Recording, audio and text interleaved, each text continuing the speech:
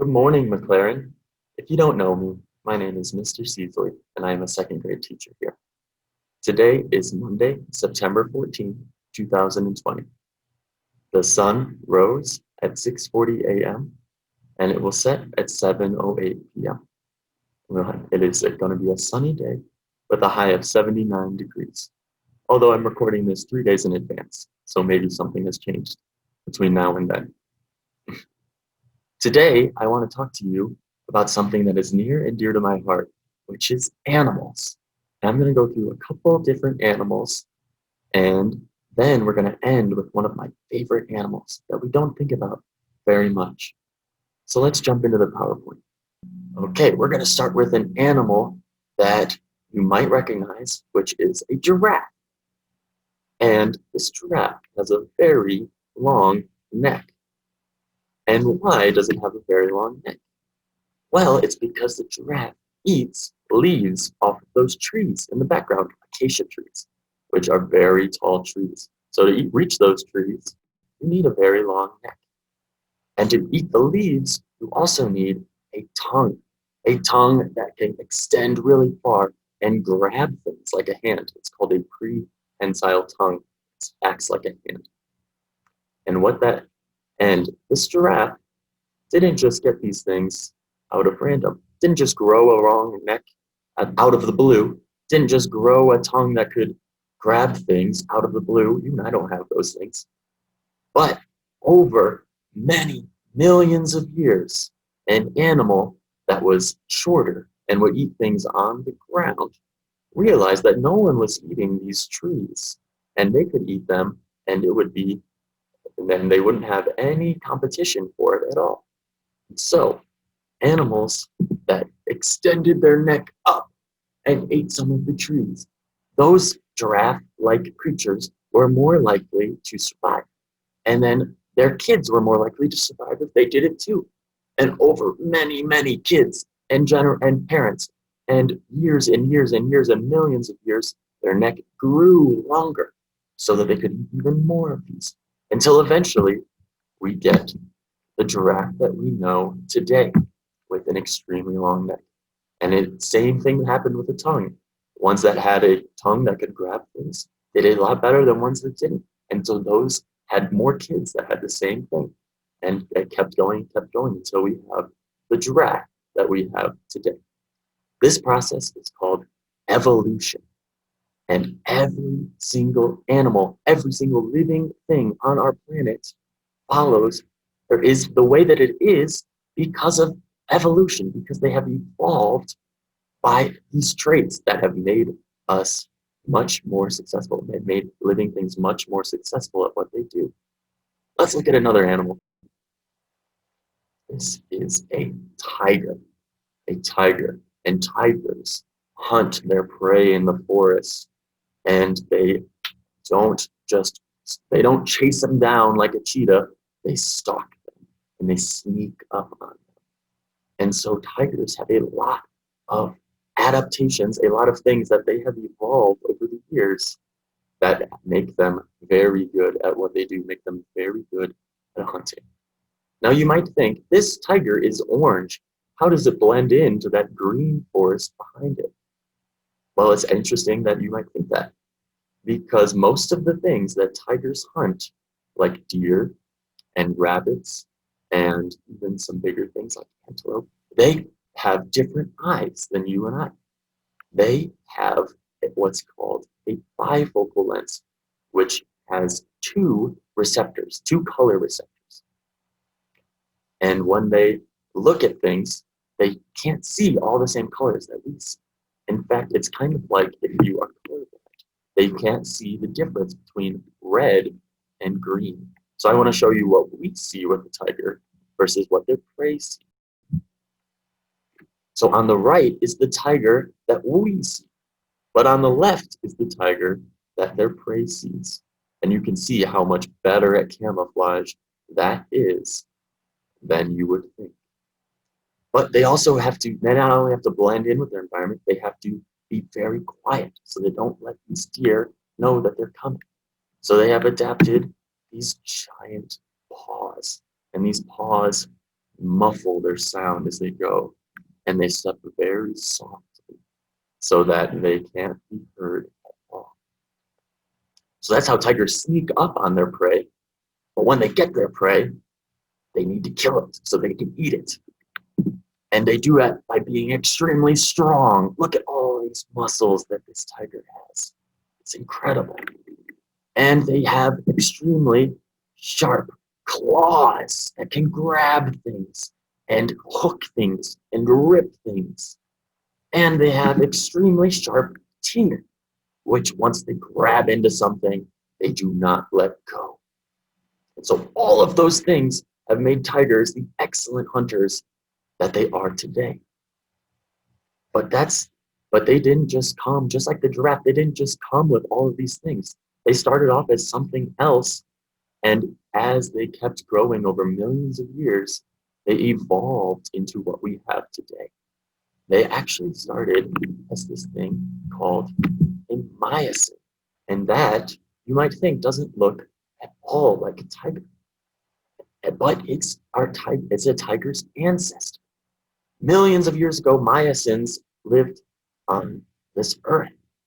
And then a couple myosins became very good at stalking prey, similar to a tiger.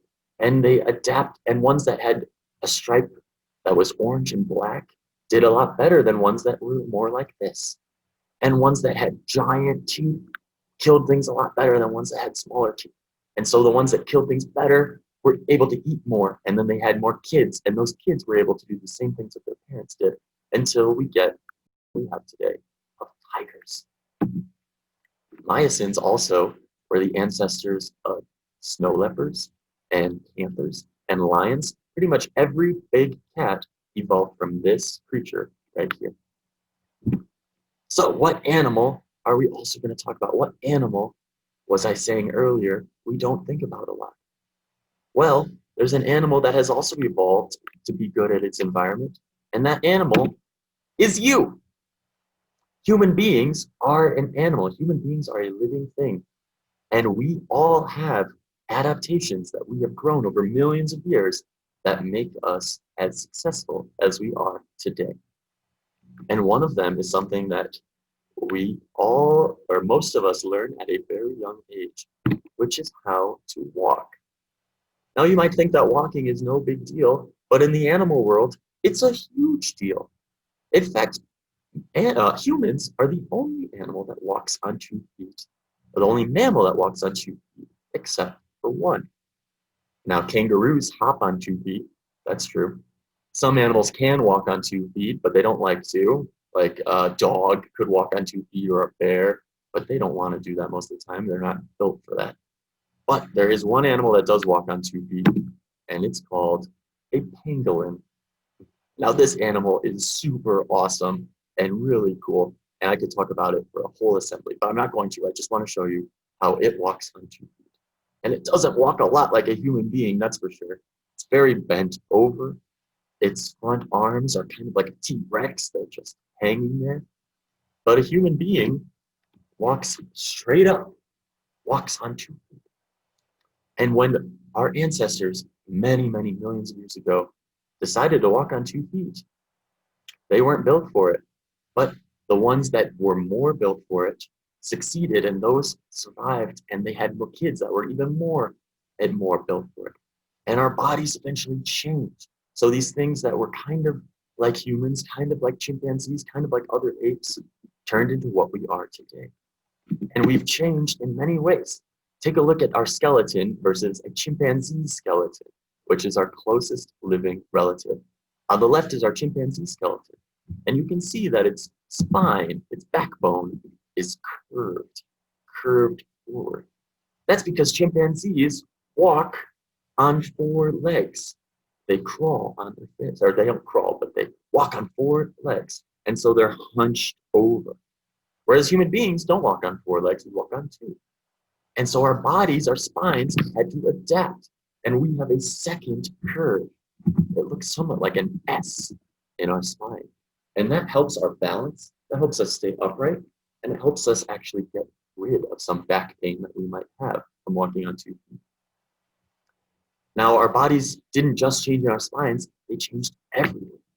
And our 2 feet that had been part of 4 that were walking now had to carry all of our weight. And they had to balance our entire body. And so our foot changed completely. Here's a human foot on the top versus a chimpanzee foot on the bottom. And the human foot has this arch, and that has allowed us to balance much better, allows us to step off and on better than a chimpanzee foot, which is flat. Oops, which is flat. And that allows that chimpanzee to walk the way it does. But it's not the way that human beings walk.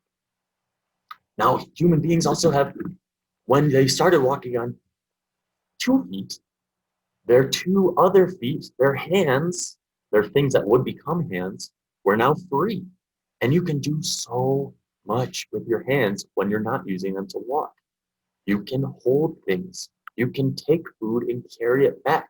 You can start using sticks as tools. You can do all sorts of things. So our hands became extremely specialized and extremely important. And our hands, they are not adapted to hunting with claws.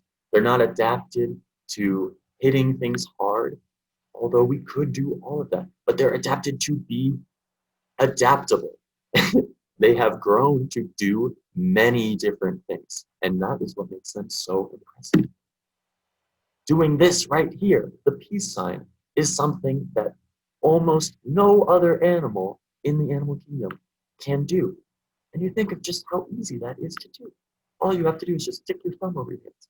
But we have extreme fine motor skills. Our fingers can do tons of individualized things. Just something as basic as tying your shoes is something that no other animal could do. I think about how hard it was when you learned to tie your shoes, but you're probably pretty good at it now. That is something that we can do because our hands are so special. Now, there's a lot of other human adaptations I could talk about that make us so good at what we do. We have very big brains. We can run for long distances. We're not very fast, but we will outrun an animal. In caveman times, they would chase down big prey that was much faster, but humans just kept on running and running and running till eventually that big prey tired out, and that's when humans pounced. So we are very good at running for long distances. We are very good at talking, right? This whole thing I've been doing this entire time. Our tongues have adapted to be very good at making different sounds. And our ears had to adapt to hear all of those different sounds. And our brains had to adapt to understand all of those different sounds.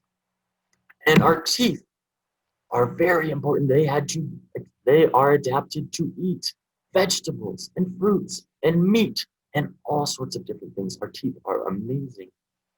So all of these things contributed to human beings and why we are where we are today, why we look like and act like the way we do today.